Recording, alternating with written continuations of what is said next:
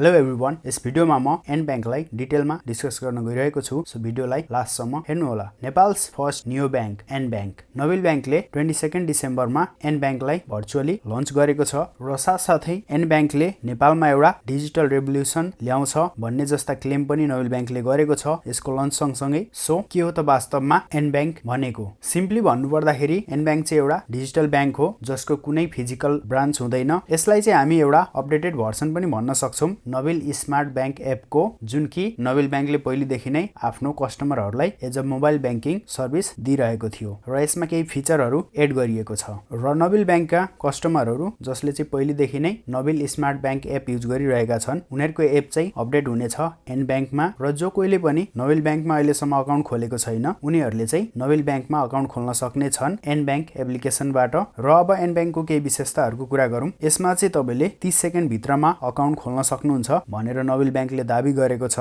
तपाईले चाहिँ यसमा आफ्नो नाम, date of birth, email address, mobile number र सिटिजनशिप नम्बर दिएपछि तपाईको अकाउन्ट ओपन हुन्छ। अब यो डिपेन्ड गर्छ कि तपाईले 30 सेकेन्ड भित्रमा तपाईको सम्पूर्ण डिटेल भर्न सक्नुहुन्छ कि हुन्न। आई डोन्ट थिंक कि तपाईले 30 सेकेन्ड भित्रमा भर्न सक्नुहुन्छ यी सबै डिटेल। नबिल बैंकको क्लेम यहीँनिर फेल खान जान्छ। एनीवे, यसरी चाहिँ तपाईले अकाउन्ट खोलिसकेपछि चाहिँ तपाईको अकाउन्ट चाहिँ 15 दिनसम्म अपरेटिभ रहन्छ, बट त्यसपछि चाहिँ तपाईले केवाइसी भेरिफाई गर्नुपर्ने हुन्छ र त्यो पनि तपाईले nBank को मार्फतबाटै गर्न सक्नुहुन्छ। यसको दोस्रो विशेषता हो डिजिटल लोन। तपाईले चाहिँ nBankबाट नै डिजिटल लोनको लागि अप्लाई गर्न सक्नुहुन्छ। यहाँनिर दुई टाइपको डिजिटल लोनहरू छन्, एउटा नबिल फोन लोन भन्ने र एउटा लोन अगेन्स्ट फिक्स्ड डिपोजिट। र नबिल फोन लोन चाहिँ तपाईले आफ्नो 6 मन्थको ट्रान्ज्याक्सन हिस्ट्रीको आधारमा पाउनुहुनेछ र तपाईले कति पैसा चाहिँ फोन लोनमा पाउनुहुन्छ भन्ने कुरा चाहिँ बैंकको एल्गोरिदमले डिसाइड गर्छ हैन। र त्यो क्रेडिट लिमिट डिसाइड गरिसकेपछि चाहिँ तपाई यदि एलिजिबल हुनुहुन्छ भने तपाईले लोनको लागि अप्लाई गर्न सक्नुहुन्छ उक्त लिमिट सम्ममा यही nBank को मार्फतबाट नै। तपाईले बैंक धाइराख्नु परेन, कुनै पेपरवर्क गर्नु परेन र कुनै पनि झै झमेलामा पर्नु परेन।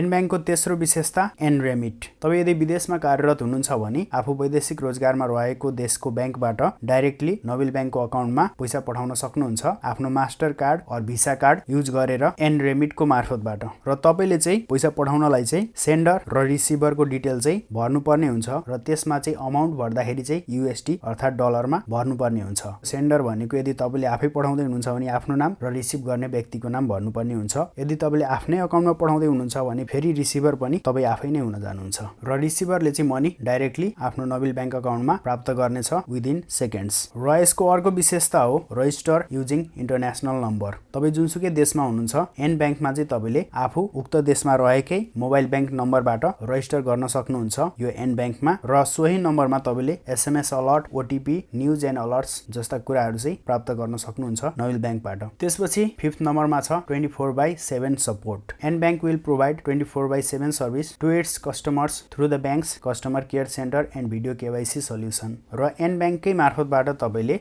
न्यू डेबिट कार्डको लागि, डेबिट कार्ड रिप्लेसमेन्टको लागि, क्रेडिट कार्ड तथा इन्डिभिजुअल लोनको लागि पनि अप्लाई गर्न सक्नुहुन्छ र अरु इन्फर्मेसनल सर्भिसेसहरू पनि पाउन सक्नुहुन्छ तपाई यो nBank एपमा, जस्तो कि नबिल बैंकको ब्रान्चहरू, एटीएमहरू लोकेट गर्नलाई, इन्ट्रेस्ट रेटहरू हेर्नलाई, एक्सचेन्ज रेटहरू हेर्नलाई, EMI क्याल्कुलेट गर्नलाई यी कुराहरू पनि एपबाट एक्सेस गर्न सकिन्छ। ओभरअलमा भन्नुपर्दाखेरि नबिल बैंकले दिँदै गरेको भेरियस टाइपको सर्भिसेसहरूलाई चाहिँ एउटै प्लेटफर्ममा कम्बाइन गरेर nBank को रूपमा प्रस्तुत गरेको छ हाम्रो माझमा। हुन त अब नबिल बैंकले यसलाई हिस्टोरिक भनेर थुप्रै ठुलठुला क्लेमहरू गरिरहेको छ, बट यसमा मैले खासै न्यू केही देखिन। यसमा एउटा कुरा न्यू के एड गरिदियो भन्दाखेरि तपाईले त्यही nBank कै मोबाइल एप्लिकेसनबाटै बैंक अकाउन्ट खोल्न मिल्ने भयो। हुन त वेबसाइटबाट 5 मिनेटमा अप्लाई गर्न सकिन्छ। एनीवे, न्यू नै मानौं। र कस्टमर सपोर्ट पनि ओभरअल सबै बैंकहरूले दिएकै हुन्छन् र नबिल बैंकको कस्टमर सर्भिस के कस्तो छ तपाईहरुलाई एक्सपिरियन्स भइसकेको होला, मैले भनिराख्नु पर्दैन। र रेमिट सर्भिस अरु बैंकहरूले पनि प्रोवाइड गरिराकै छन् र मैले पर्सनली ग्लोबल IME बैंकको मोबाइल बैंकिङ युज गर्छु र त्यसमा मैले आफ्नो विदेशकै नम्बरबाट नै मोबाइल बैंकिङ अपरेट गरिरहेको छु। त्यसमा पनि मलाई कुनै समस्या छैन। सो यहाँनिर त्यस्तो धेरै न्यू छैन। यसलाई चाहिँ अलिकति ओभर हाइप मात्र गरिएको हो। ओभरअलमा जस्ट एउटा मोबाइल बैंकिङ एपको अपडेटेड भर्सन हो nBank। र यसमा केही न्यू फिचरहरू पनि छन्, डिपोजिट्स,